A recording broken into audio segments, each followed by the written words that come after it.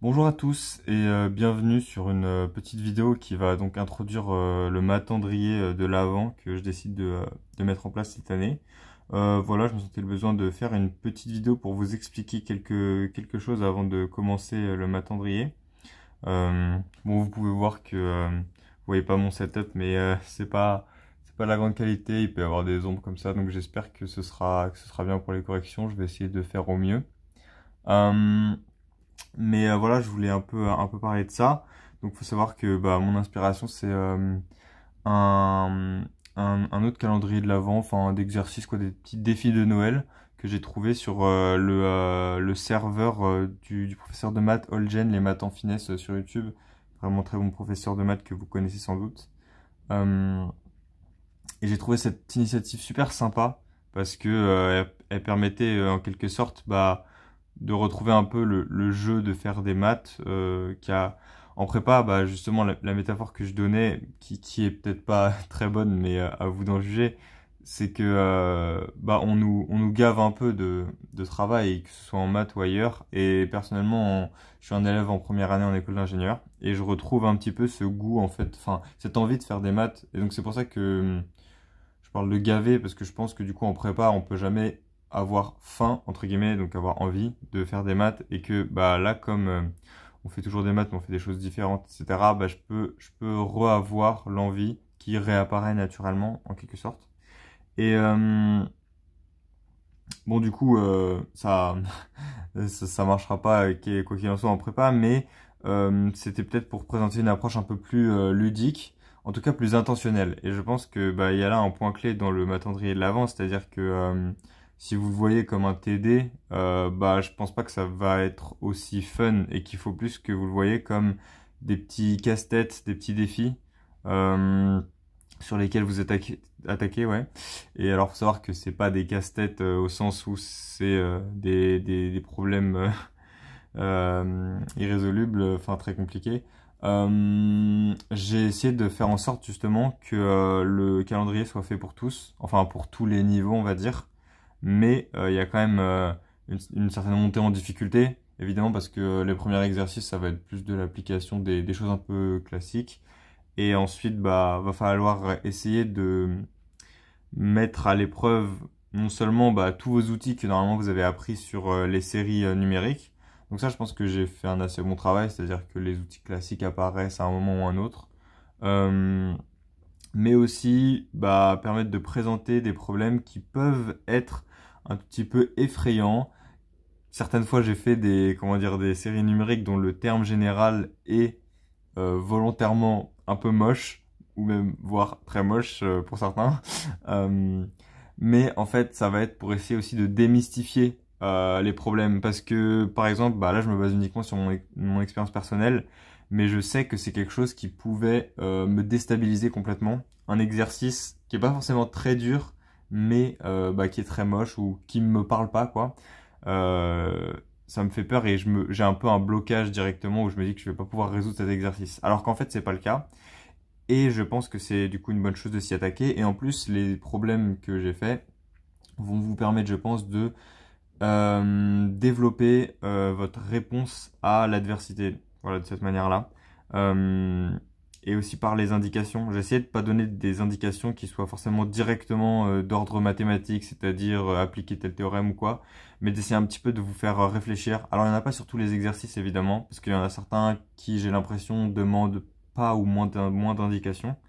Euh, mais pour les autres, j'ai essayé de donner un petit peu des pistes de réflexion sur lorsqu'on est vraiment bloqué. C'est-à-dire pas que ce soit une indication mathématique d'un exercice, c'est-à-dire pas faire passer un exercice de niveau supérieur à un exercice plus facile, parce que dans l'énoncé, il y aurait plus de sous-questions. Mon objectif, c'était plutôt de donner des pistes de réflexion pour qu'un élève qui est bloqué sur un exercice de cette difficulté-là euh, ait comment dire, des façons, comme dirait Holgen, de mettre la pensée en marche, de chercher à avancer, de tirer de nouvelles informations de l'exercice. Euh, voilà, donc ça, je pense que c'est un autre point clé.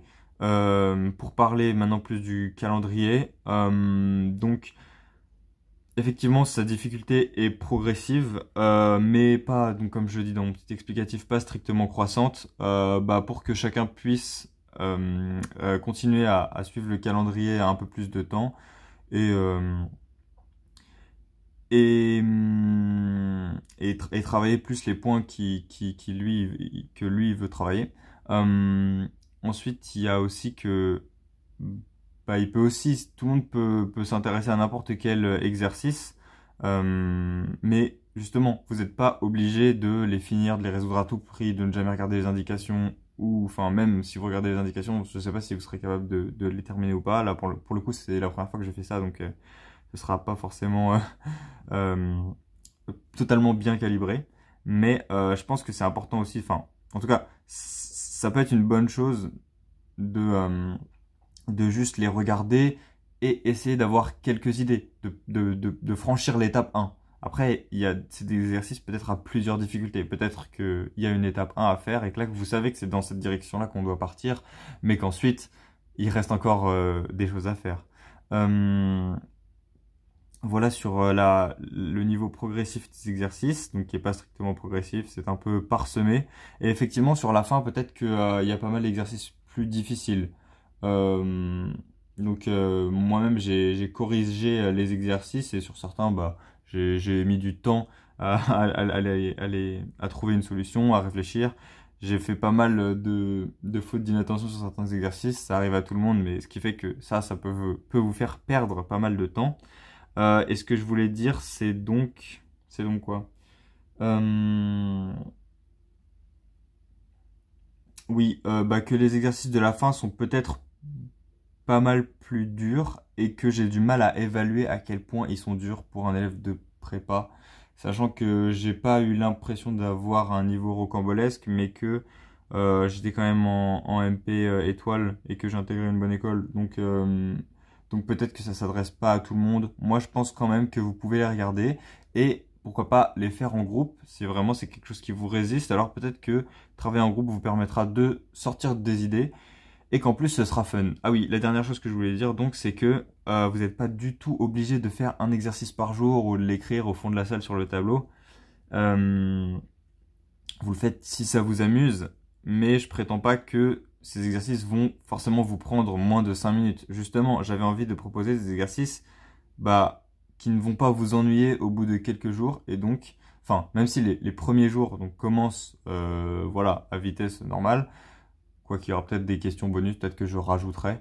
Eh bien, sur les derniers jours, ça monte quand même en niveau de telle sorte que vous ennuyez pas. Voilà.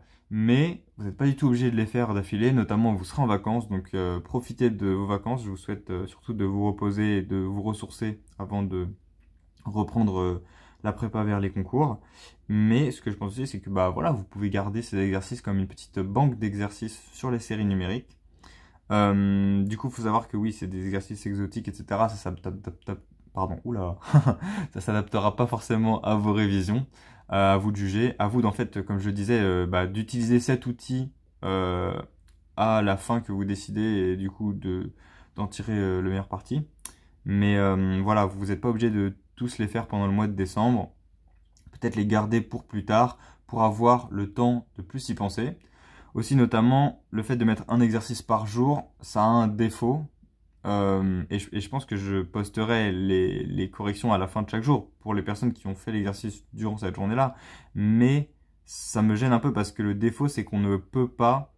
Enfin, on peut, mais c'est à l'élève de décider que peut-être il faut se laisser du temps pour réfléchir à l'exercice. Et c'est quelque chose, un conseil qu'on donne souvent, mais qui n'est pas forcément appliqué en prépa, qui est de, bah, par exemple, s'il y a un exercice où on n'arrive pas, le laisser pour plus tard et y revenir plus tard en étant plus mûr ou en étant simplement bien dormi parce que la nuit porte conseil. Et peut-être on aura une nouvelle vision sur cet exercice et on avancera. Et je pense très sincèrement que ce sera le cas. Je peux pas vous dire que d'un jour à l'autre vous allez magiquement trouver la solution à un exercice, mais je pense que si vous y revenez une semaine plus tard ou 2 jours plus tard, ça va peut-être marcher. Je ne peux pas garantir que ça marchera, mais ça a en moyenne, en tendance générale, une bonne utilité. Donc voilà, j'espère que cette initiative vous plaira et vous sera utile et je vous souhaite une bonne chance dans ce matandrier de l'Avent.